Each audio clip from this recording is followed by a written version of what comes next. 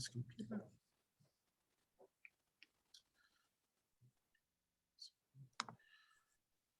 Yes. All right.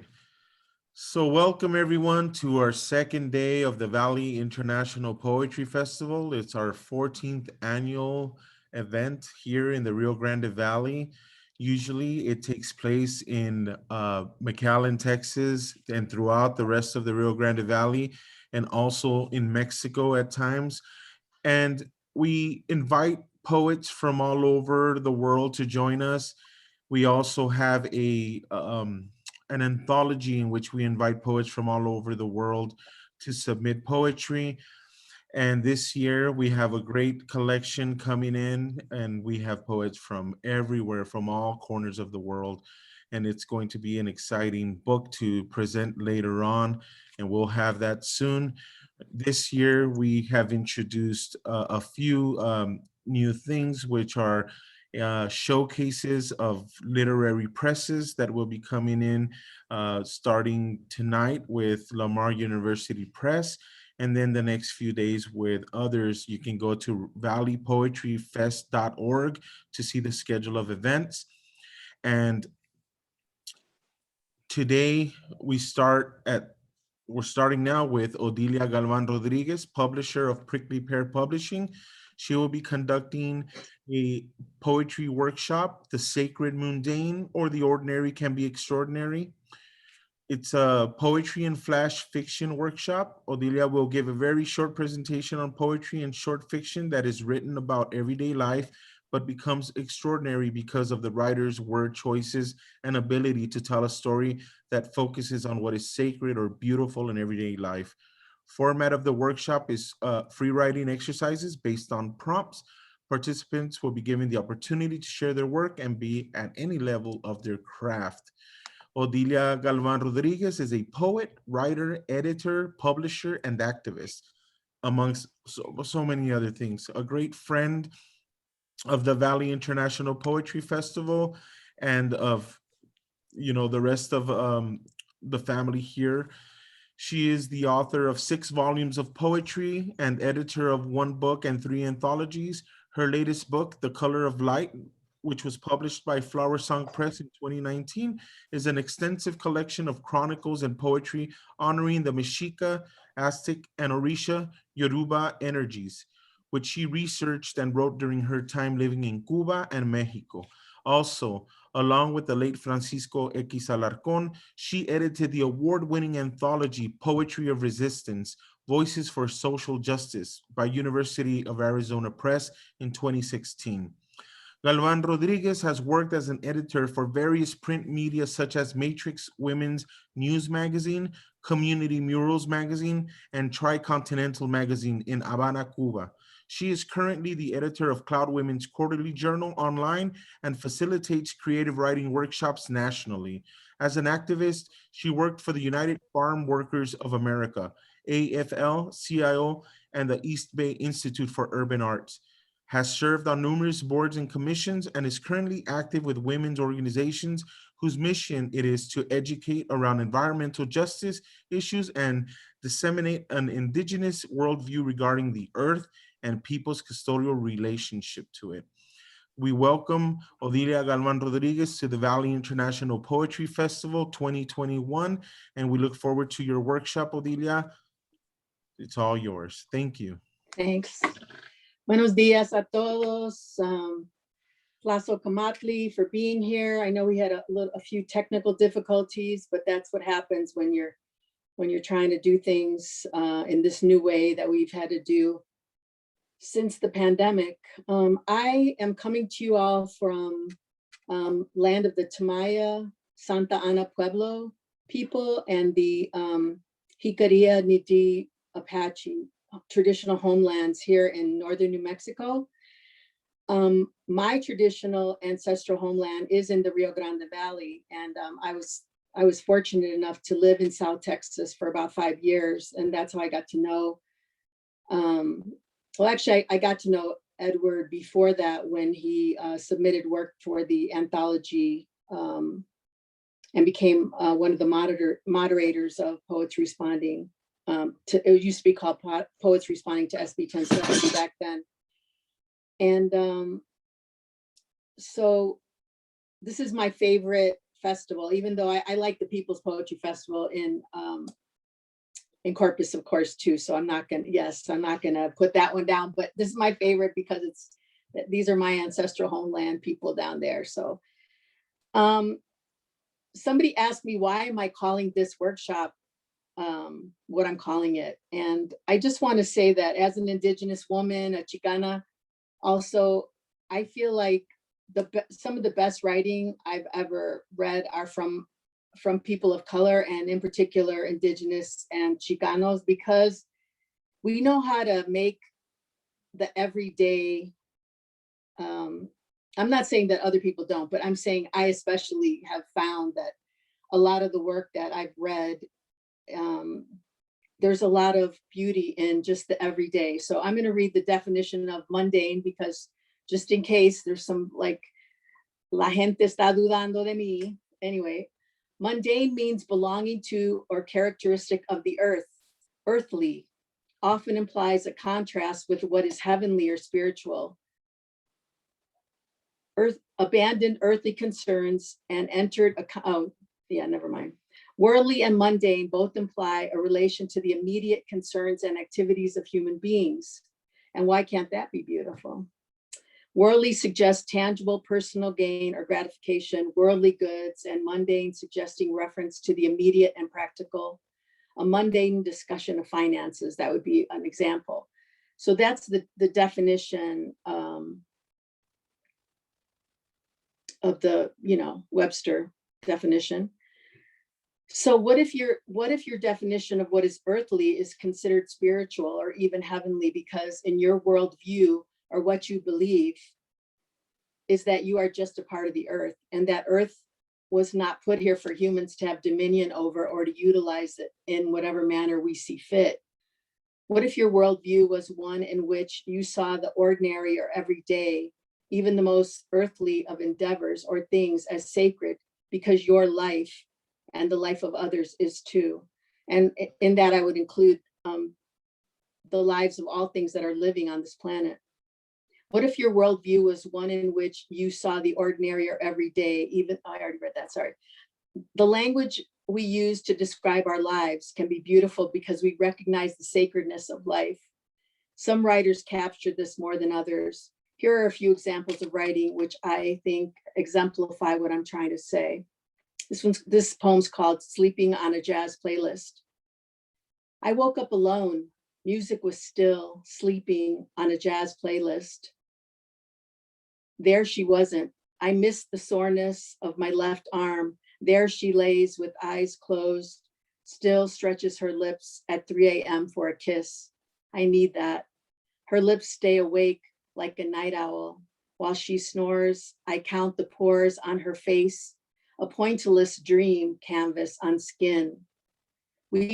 She will never know what I see. The cracks on her lips hold poems. The other night, I erased an epic line with a smashing kiss. That was Sleeping on a Jazz Playlist from Edward Vidauda's award-winning book, Jazz House, which is, I'm doing a shameless plug for all the books in my press today. This is Edward's book, Jazz House, and you can get it at pricklypearpublishing.com. So here's another example. This poem called Spring Cleaning by Brianna Munoz. I imagine someday my heart will return to my chest from your possessive clasp, and I'll paint a fresh coat of wild orchid, purple or arbor green matte over the marks of the dirty handprints you've left on my naked body. And that's from Brianna's book, also from Prickly Pear Publishing. Loose Lips. And she's going to be having another book come out soon with Flower Song Press. And this is from My March with Cesar by Marco Lopez Quesada. It's a memoir. The wind was so loud. This is from chapter 1. The wind was so loud, I had to strain to hear Abuelita. She was holding on tight to her shawl and cane, her long black dress and apron blown against her body as she leaned against the wind, struggling not to be blown over. The first thunderclap startled me, then a bright flash of lightning temporarily blinded me. I caught a glimpse of Florencio, who looked very worried. He ran to my side, tucked on my shirt, and pulled me toward the house.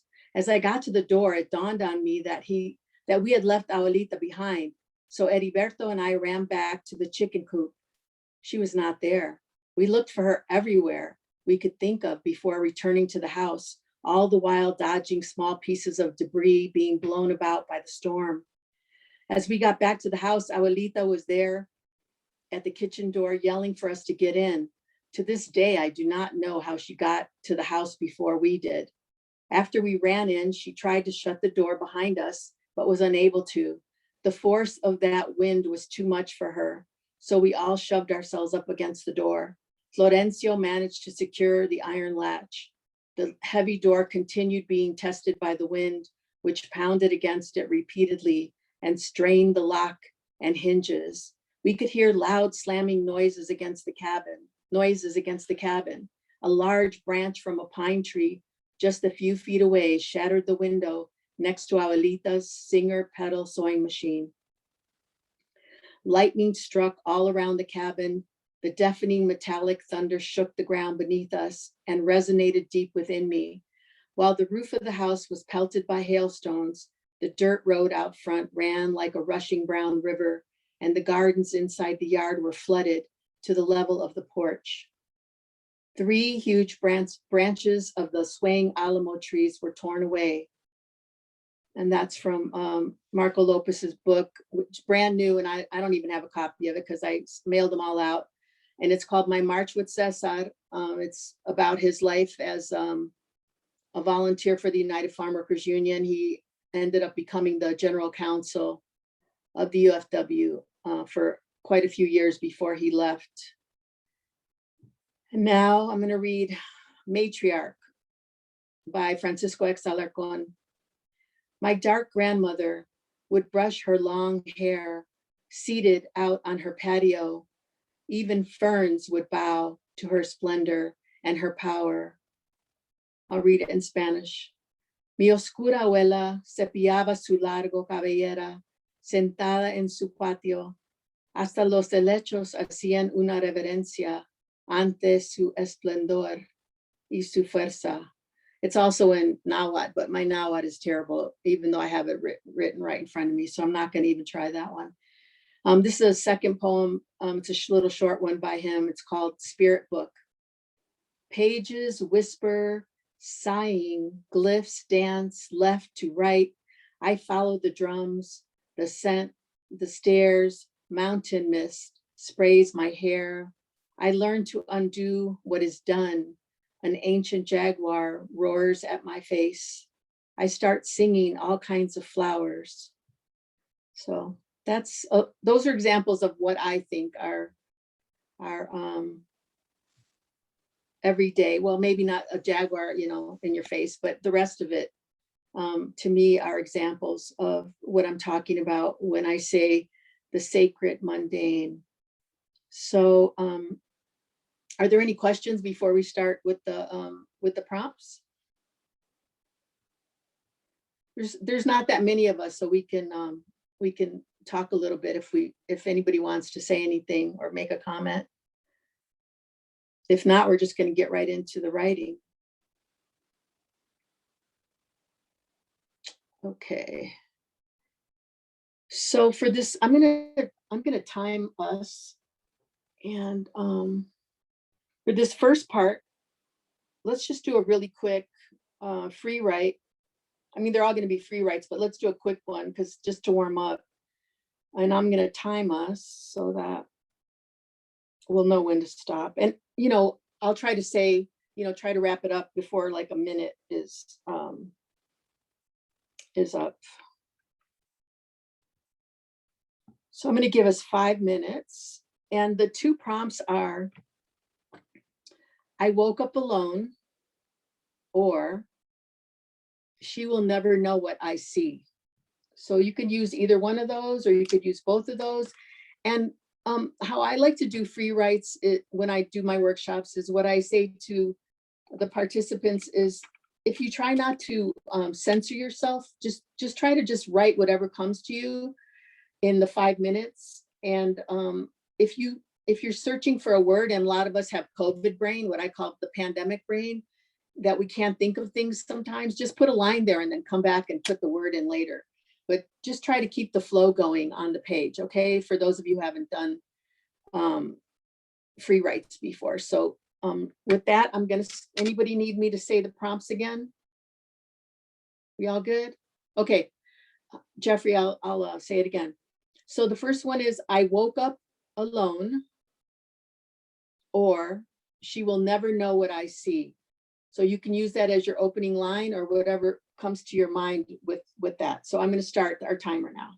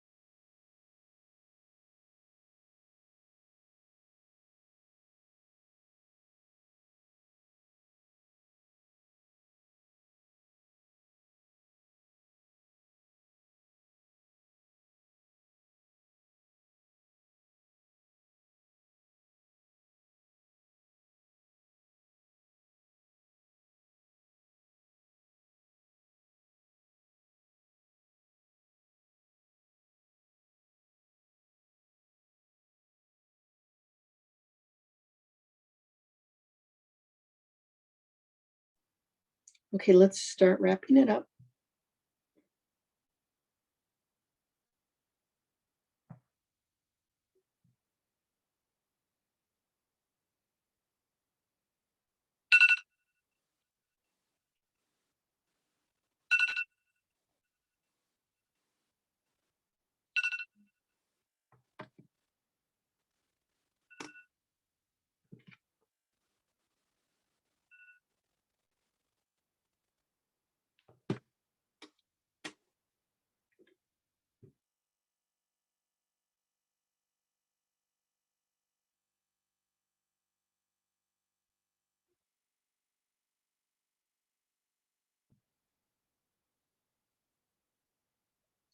Okay, so who would like to share? Let's not be shy.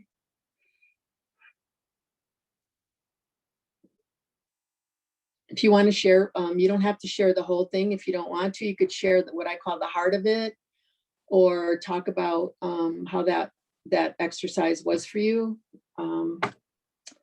Yeah, so you could just unmute yourself.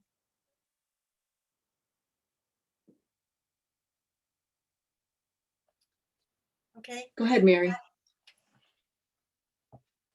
Okay. I dreamed my little sister kissed me. So sweet her little kiss, though she was gone 10 years. Her kiss made me miss her with exquisite certainty.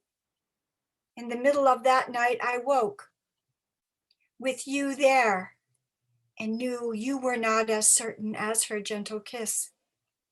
I felt you there under covers, a body solid. I felt you there, but I knew I was alone.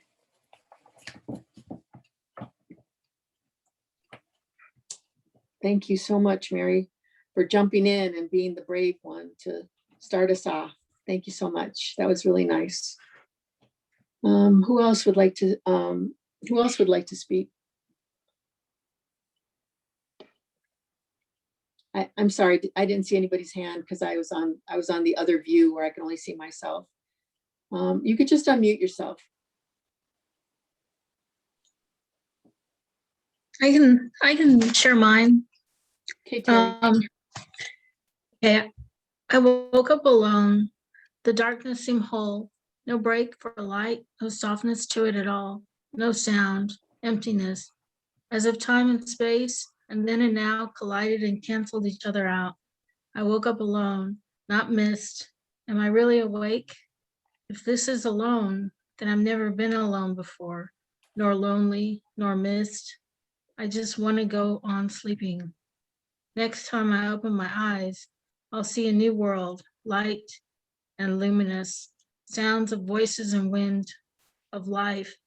There's nothing here. Shades and shadows can't feed me. I'm fading away. Would you mind reading it one more time? Sure. I wake up alone. The darkness seemed whole.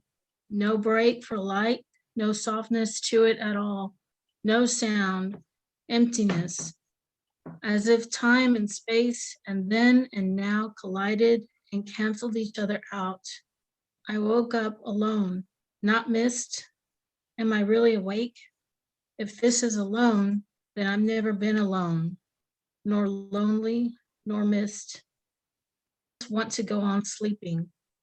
Next time I open my eyes, I'll see a new world, light and luminous, sounds of voices and wind and life. There's nothing here. Shades and shadows cannot feed me. I'm fading away. Thank you. There were some lines that really stuck out for me. The darkness seemed whole, and let's see.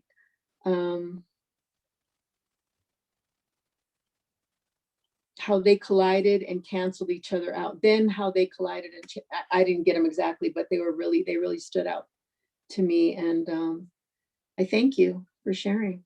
Thank you. How did that feel for you? Did you feel like you got something that you could work with?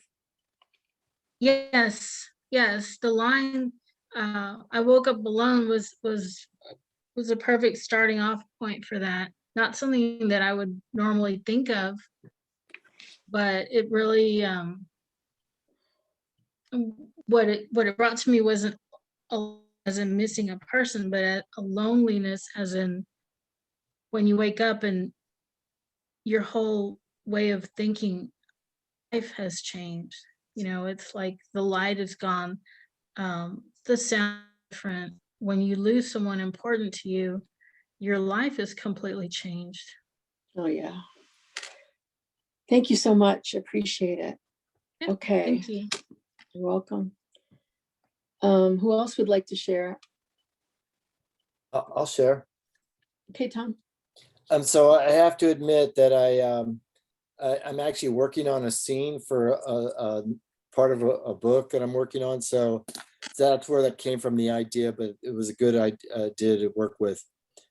Carolina will never know what I saw at the edge of May Lake, that cold morning under the lodgepole pines, the still water reflecting the far granite ridgeline with the stark stone face of Mount Hoffman piercing the blue sky. The water still, like a giant pool, reminded me of my bobbing head in the pool of a relation at a family reunion at that time, where I fearlessly jumped in, bobbing my head and whoops it, in fully clothed and unable to swim at 4 years old. Aunt Janie jumped in and saved me from drowning. May Lake looked inviting, but that fear, compounded by a swim lesson at Chuck Thompson's, where I begged the instructor as he moved me into the pool center not to dunk me. He promised not to dunk me, then dunked me. I went under and it came back underwater, unable to breathe. Panic set in. I took a deep breath, 10 feet from the shoreline, loving the reflection, fearing to get too close to the water. Wow, you got a lot in that 5 minutes. That was Thanks. great. Thank you. Thank you, Tom. Edward, how much time do we have? So, I know we started late, but there's another workshop after this one, so I'm just trying to get a handle on how much time.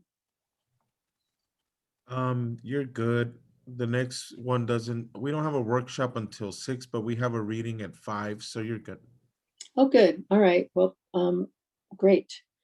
Anyone else like to share on this round, or should we continue? I could share, but mine's real short. It's okay. I got a startled, I'm awake, alarm shrieking from my phone, sleep-filled eyes open to the sudden emptiness that fills my heart to see my bed sheets empty, apart from my presence in this empty home. It's short, but it's complete, right? I mean, you got like a scene there. So how did it feel doing the work, doing the exercise? I write a lot of songs, so Okay, this kind of thing is second nature. yeah, regular. Great. Thank you so much for sharing. All right, who's next? Anyone? I'll go. But warning, I'm here a little bit accidentally, so this is a new experience for me, and hopefully it'll be okay. So this is what I wrote. I woke up alone, the playlist still singing and forming my dreams, dictating my dreams. I woke up alone, Billie Holiday rocking me back to sleep. I woke up alone, forgetting responsibilities, enjoying selfishly the bed, the covers, the pillows, all mine, mine, mine. I woke up alone, the room dark, wondered what I missed. For a moment, I felt the pang. Should I be there? Am I failing my duties? But the sheet felt cool as I turned, and I snuggled and I fell back asleep. I woke up alone and sat up quickly. I told you I wasn't tired, I had on my lips. I just needed a wink, a 3-hour wink. I woke up alone and wondered if I was always going to wake up this way. I woke up alone and wondered if it was permanent. I woke up alone, sitting at my desk, realizing suddenly the world I had been born into. The darkness was more widespread than I had thought, in every corner. I woke up alone and felt helpless.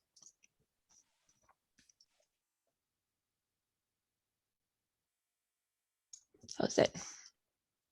I like the contrast. It started out with the speaker being really happy and kind of, joyful about being in this bed by herself, or, and then at the end it changed. I like that. I also love the repetition. So thanks for that. And how did it feel? How did it feel for you? Delicious. Playful, and a treat to myself, I think. Well, that's great. All right. Anyone else? Want to give everyone a chance if they'd like to. I'll read mine. It's pretty short. Okay. I am a cottontail rabbit sitting in the shade of a bougainvillea. Its pink petals rained down on me. I woke up alone. I felt the fur of another last night, but she hopped off to another shaded crevice somewhere in this cul-de-sac. Today the sun won't come out, and every petal that brushes against me is her breath. I like that. Can you read it again? Okay. I am a cottontail rabbit sitting in the shade of a bougainvillea. Its pink petals rained down on me. I woke up alone. I felt the fur of another last night, but she hopped off to another shaded crevice somewhere in this cul-de-sac. Today the sun won't come out, and every petal that brushes against me is her breath. Very good. I liked it. Yeah. All right. So unless someone else wants to share, I keep getting put back into this view where I can only see myself. So that's why you keep seeing my hand go up to move me back in case anyone else wants to share. If not, we're going to move on to the next prompt. All right. So the first one is, my heart will return.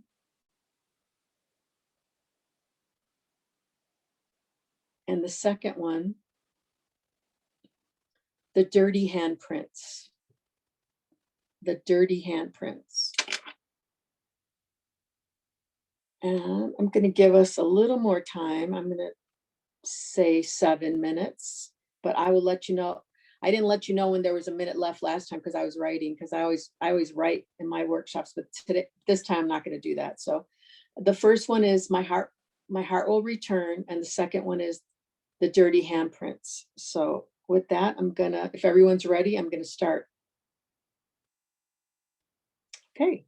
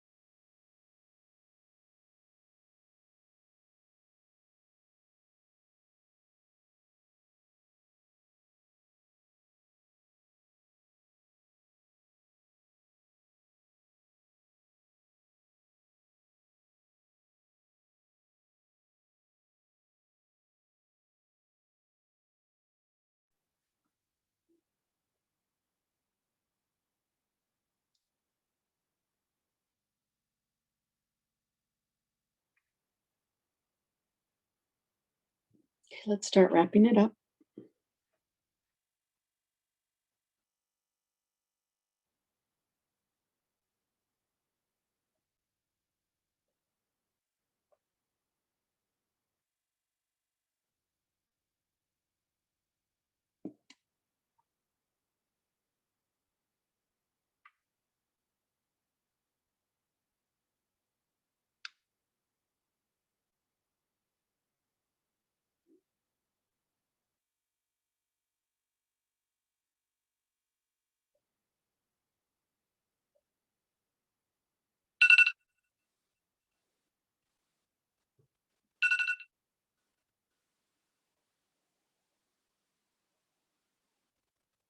Okay.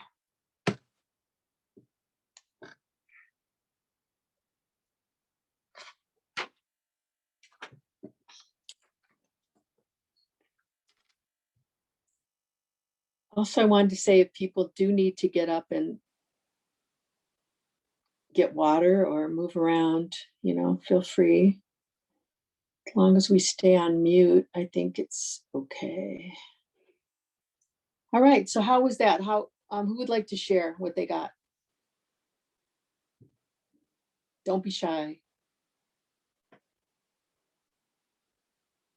I can go.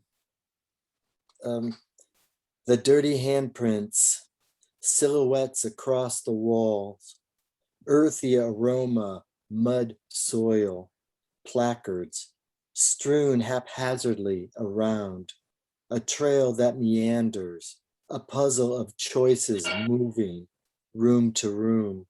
Only a sleuth could uncover the reasons, if any, were meant as they faded to slight imprints, a ghost that evaporated into light. I like that last line. What is a ghost? A ghost that evaporates into light. Okay. Thanks, Tom. Appreciate it. Okay, who's next?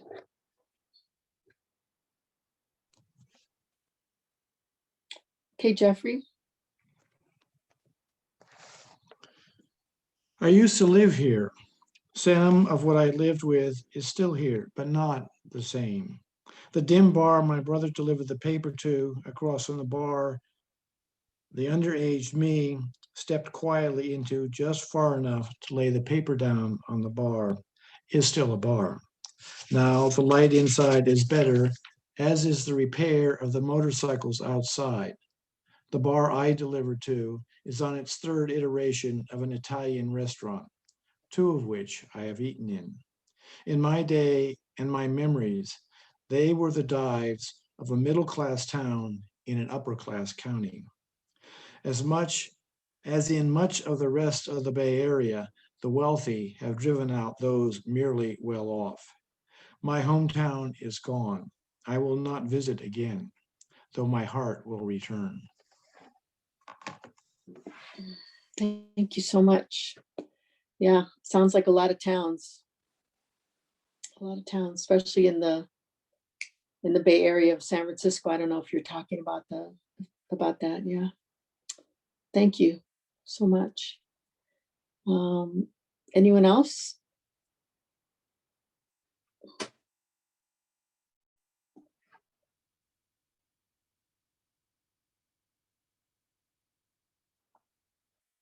Please, Joyce.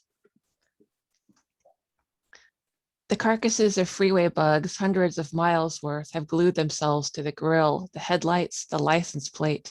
Dust and soil from millions of years of erosion by wind and flood burnished a silver SUV copper. We can barely see out the back window, so we drive forward over the path. No need to call it a road, in faith, hoping we have left nothing behind. Several seasons of beach sand settle in the crevices of the interior of the car, over the lost Cheetos and aluminum wrappers left behind from breakfast tacos past. Dust from the Pleistocene mixes with the ancient dried moss mined from another era, from the garden center shopping last weekend.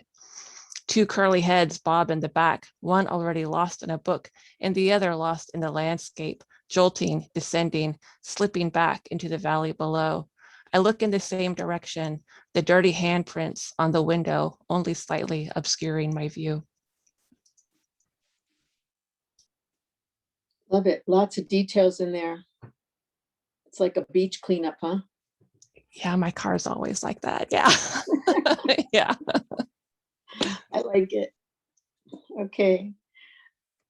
Who wants to go next?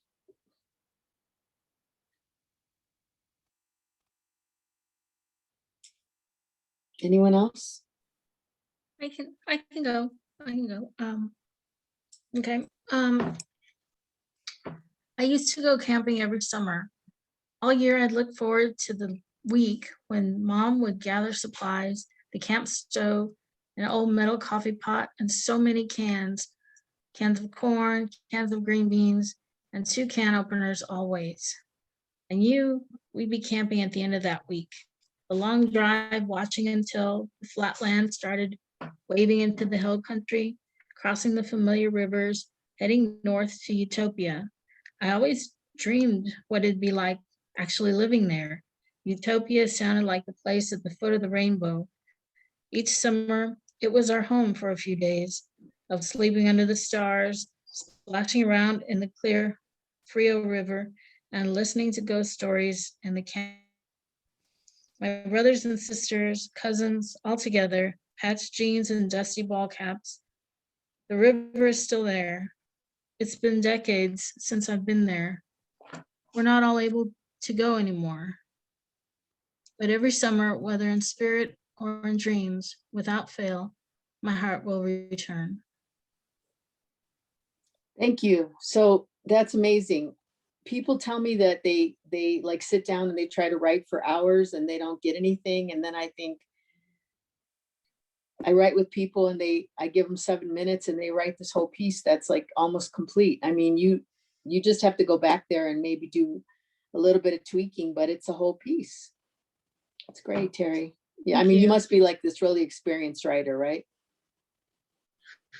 No, no, but I enjoy it. It's what I do when I can set aside the time to do it.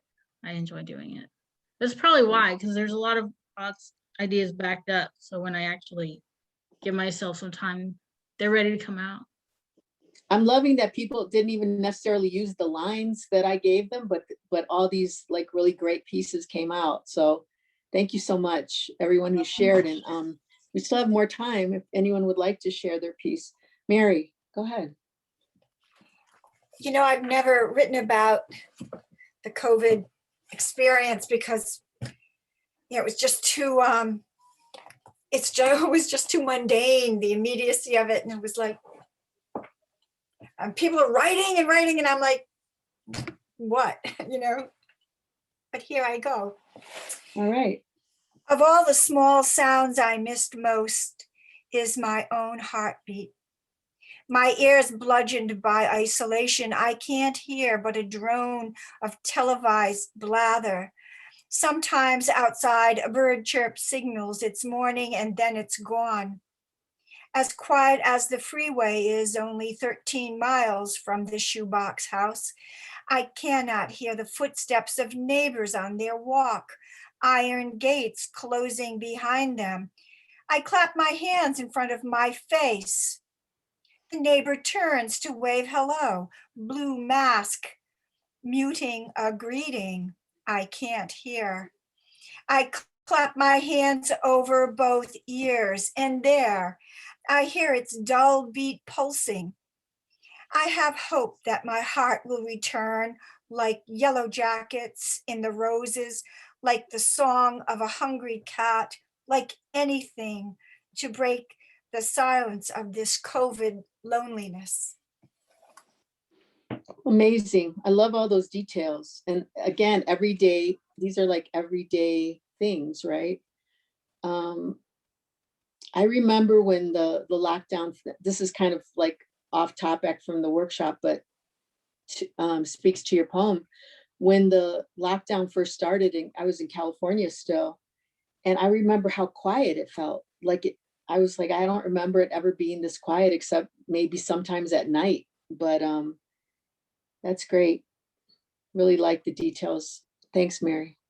Oh, I thank you. I wanted to think of my immediate space, which, you know, is my neighbor's cats, the woman who's taken a walk for a whole year every day. The birds that nest in the bougainvillea. And, I just tried to think as immediate as I could. So I thank you for the prompt. It worked well, really well. Okay. Anyone else?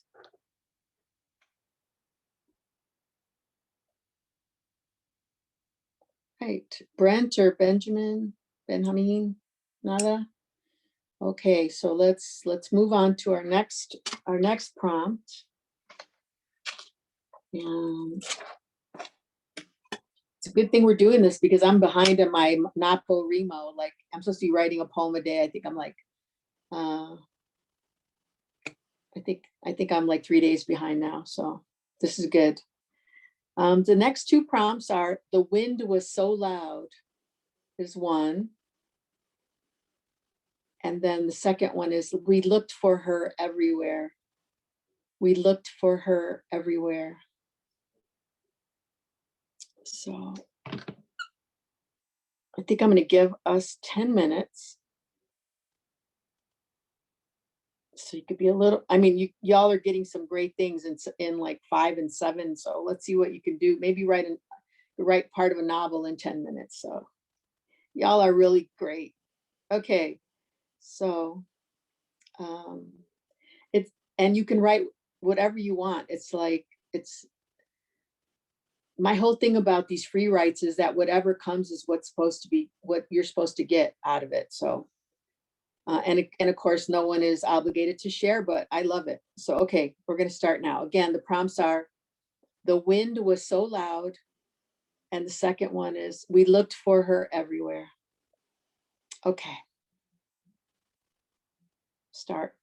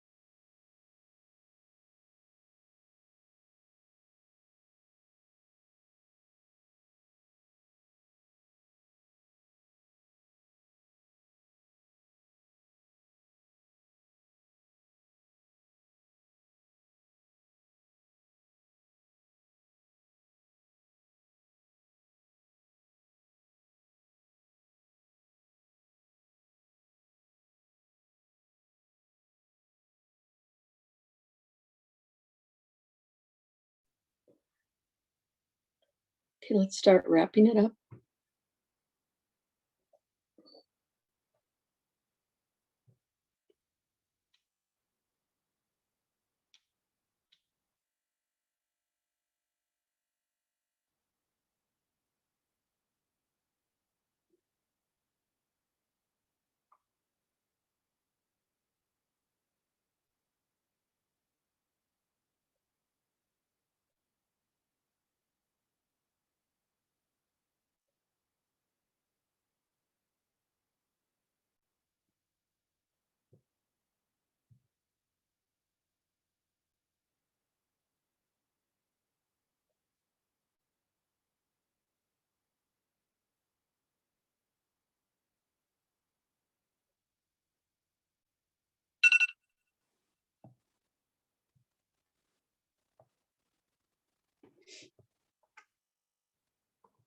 Okay.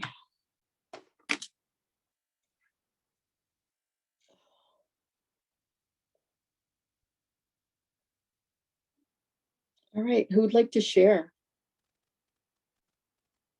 Edward.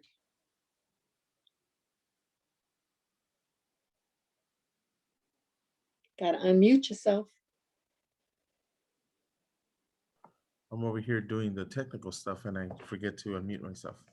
There you go. So I picked The Wind Was So Loud.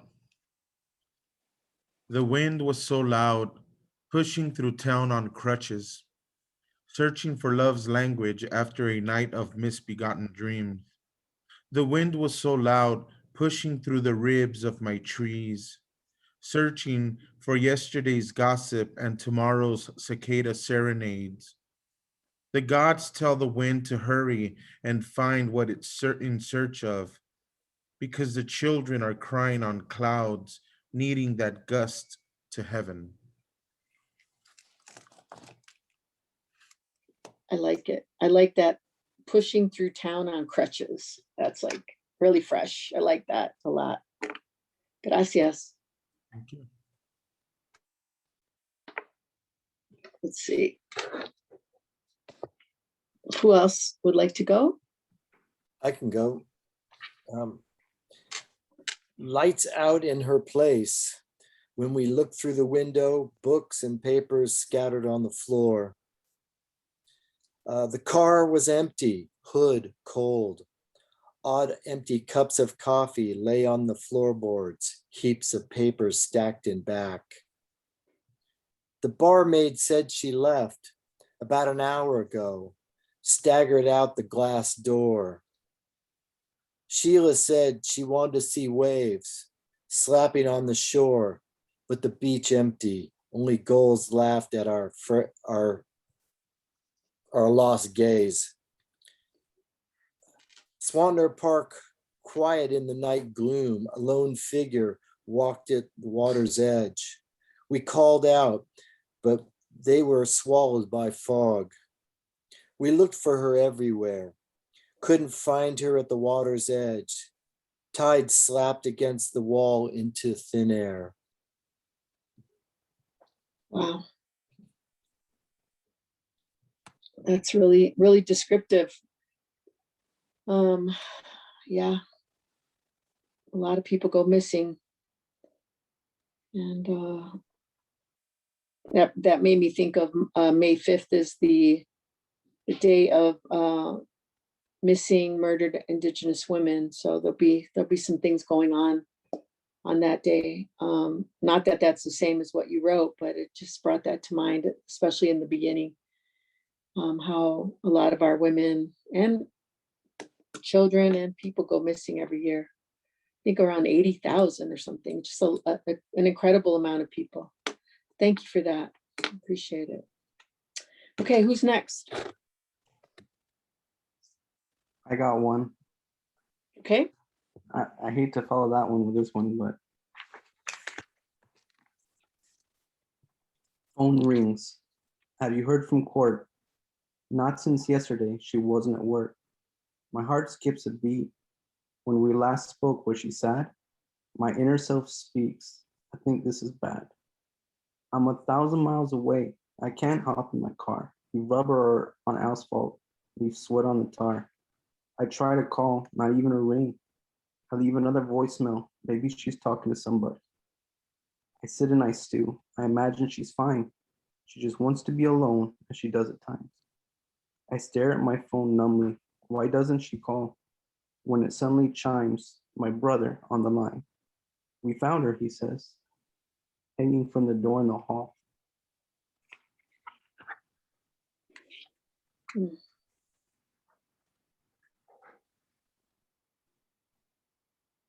Wow. I can see how you're a songwriter, because I just felt a lot of musicality in your piece. And thank you so much. I really appreciate you sharing with us. Okay, who's next?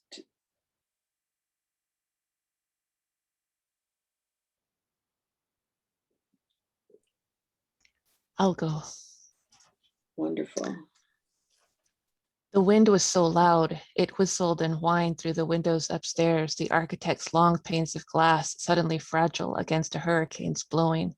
My back tingling, I ran back downstairs into our bedroom and began to feel the wind slapping against the lap siding, then punching against it with giant wispy hands. Is this what it means to live through a hurricane? Flashlights pointed toward the floor. We rocked and listened to the radios, making ourselves small, as if our hunched backs, each with our arms around a baby, could protect against the anger outside.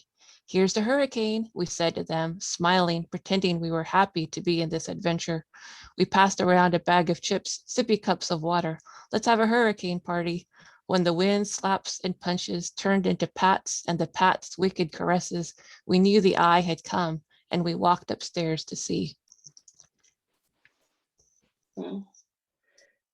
Where are you at? Where are you at in the country, Joyce? I'm in Houston, and Okay. my kids were really small when Ike came through.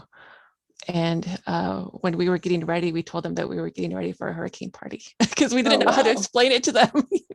So, I could tell by listening that you had been through it, because yeah. yeah, even Okay. being in Houston, it was scary. It was scary. Yeah. And hearing the wind just like beat against the side of the house. I had never experienced anything like that before. I'm from San Antonio originally, so it was new. Yeah, and scary. All right, who else would like to share? Anyone else? I've got something. Okay, go ahead, Mary. Phew, here we go. We looked for her everywhere, for Patricia. In the crowd on the sidewalk in a city she once lived. Maybe she'd come back. In the phone book of a city we last heard that she worked. Maybe she had changed her name. In the list of the unclaimed dead, in the list of babies born to whom, maybe she'll come home. She grew distant in our distractions, her face frozen from the time she ran away, lured by romance of a man on the internet. Some of us don't care some of us don't care anymore. Some of us still pray. Yeah. Very deep, that one. I think all the ones where people used "we looked for her everywhere," because as I said earlier, so many people go missing, and some of us have had that experience of loved ones or people that we know going missing. So thank you so much, Mary, for that. And I always say that when we write things that are real or imagined. And so I never try to figure out if someone's writing something real or imagined, because it doesn't matter. They're writing, and that's what counts. But for anyone who's had to go through that, I feel for you, because it's horrible not knowing. When our loved ones pass, and at least we know. That's different than when you lose somebody and you have no idea where they are. So thank you for that. Thank you so much. Who else, would anyone else like to share?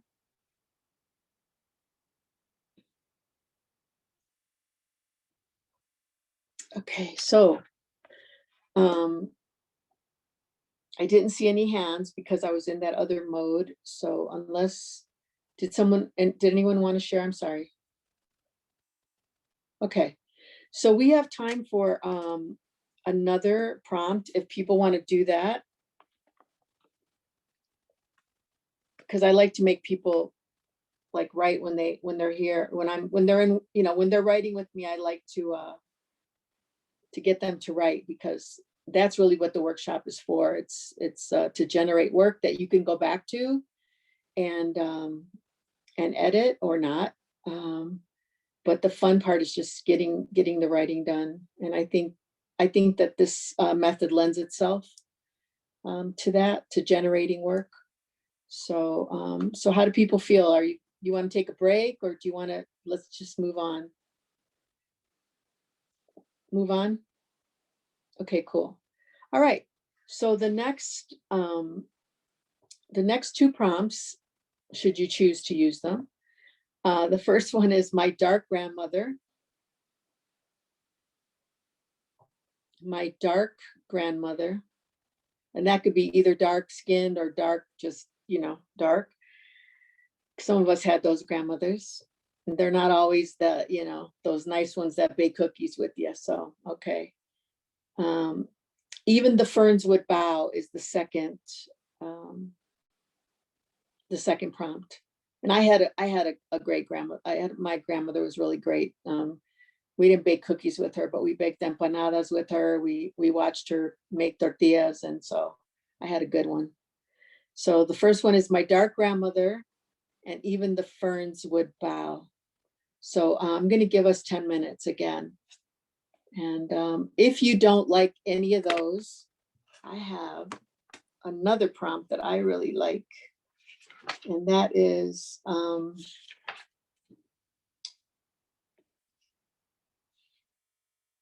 these are the things I don't know about love. These are the things I don't know about love. So that's the bonus one. And if you don't use it, any of these, you could go back to them and use them some other time.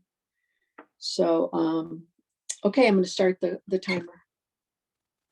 Thanks again, everyone. Thank you.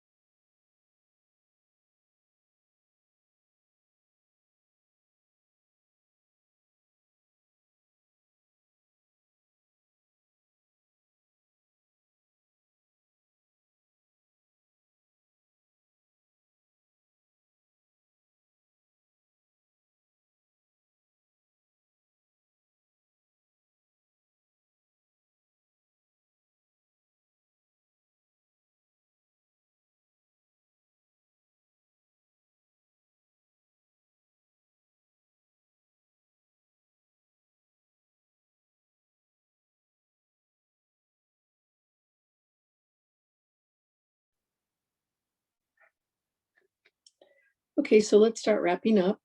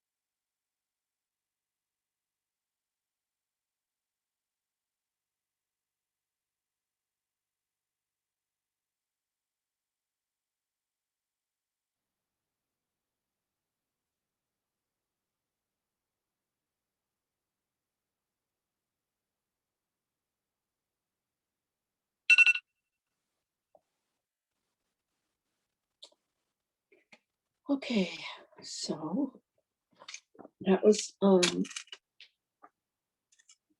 interesting prompts. So who'd like to go? Edward. I wrote a short poem. I went with even the ferns would bow. Right, that's what it was. Even the ferns would bow. Among the teresitas, the crouching cat, and hibiscus. I watch you from my window in my worn out shoes and smudged eyeglasses, bowing to the coolness of April, waiting for the hands of my wife to lift you and change your soil. You're embarrassed by the whole ritual. Up on a low branch, a finch stares. Yep. I like those details, those smudge glasses and, you know, all that. Those are really important. I don't know. They're really important in that it lends itself to being able to let the reader be there with you because they're seeing the details.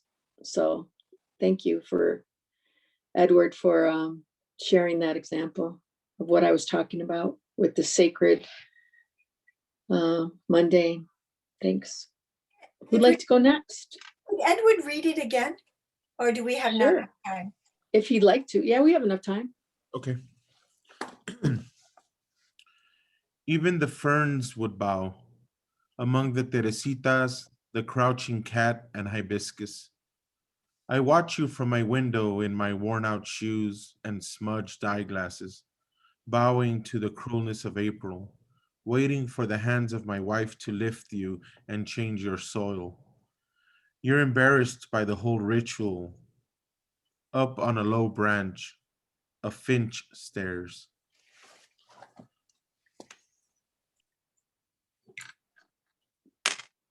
Thank you. Gracias, Edward. Okay, who'd like to go next? Can't get shy now. Jeffrey.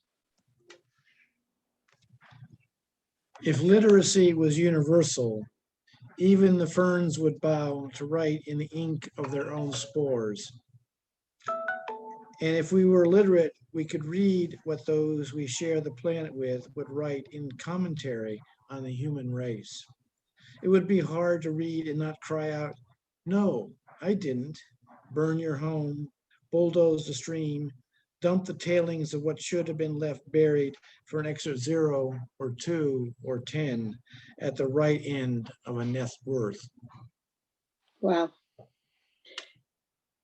Yes, totally. Yes to all of that. Do you want to read it again, Jeffrey?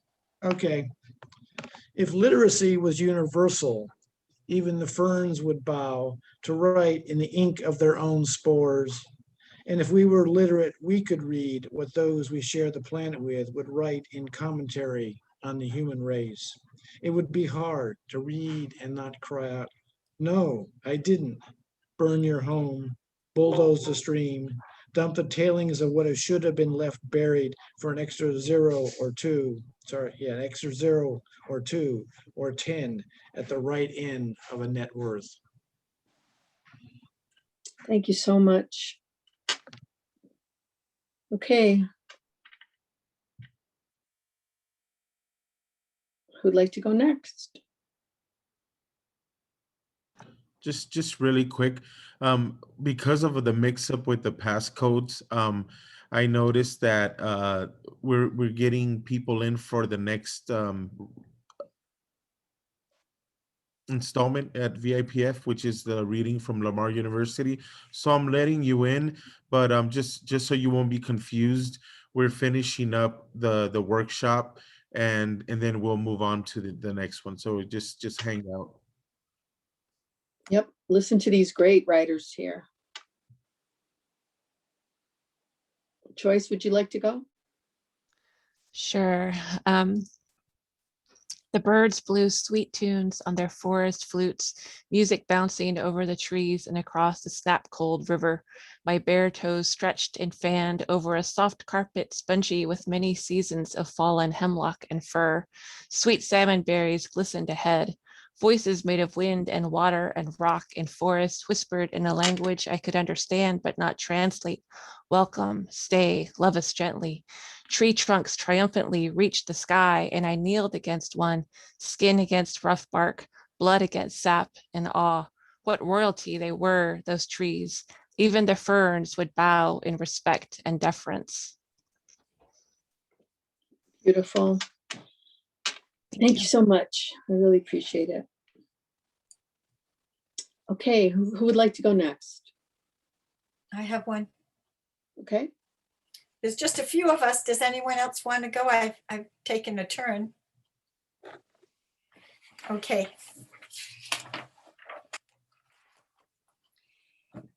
Here, there is no underbrush, no green ferns furling and unfurling long spiky leaves in the filtered rays of sunlight through the groves of maple trees turning red in fall. There are no low patches of violets that perfume the air throughout the forest floor from April until June. Here, the orange poppies proliferate the desert sand. Petals open and close each day like hungry baby birds nested in the bougainvillea.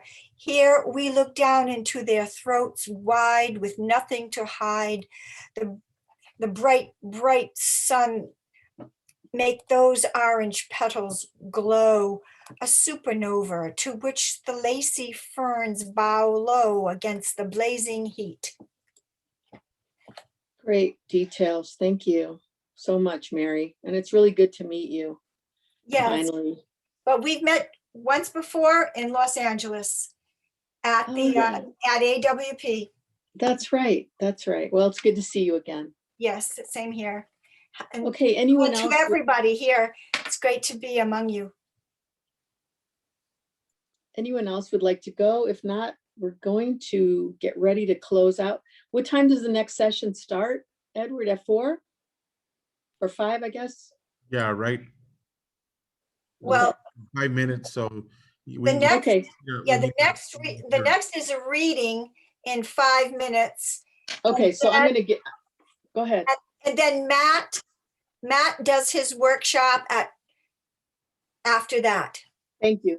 1, 2, Okay, so I would like to just close out by thanking the Rio Grande Valley International Poetry Festival for inviting me to teach this workshop today.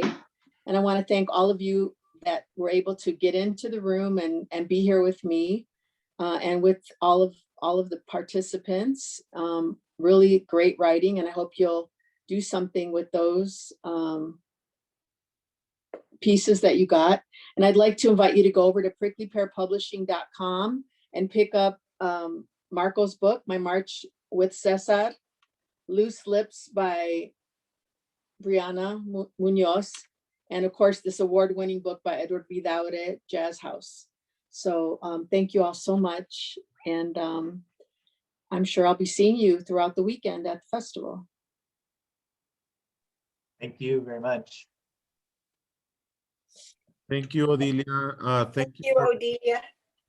thank you for this wonderful workshop, and I think we can take a lot with us. I know that as I walked to go get a cup of water a little bit ago, let me put my camera on. I was thinking of things. I was like, I need to write about this. I need to write about that. And it's just, we sometimes just need that little spark, right? And you provided that today, and I appreciate you. And thank you for all your help with so many things. Mm.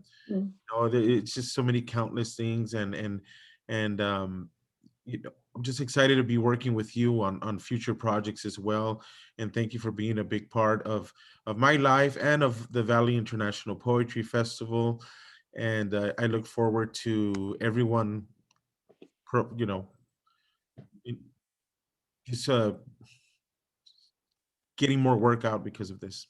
Thank you. Well, I love you all very much out there in my traditional homelands, and everyone who came today. If anybody wants a copy of the handout with the prompts and my little introduction, just send me a DM on Facebook. I'm Odilia Galván Rodríguez on Facebook. So again, relatives, have a great afternoon. Thank you. You're welcome. All right. So let's see.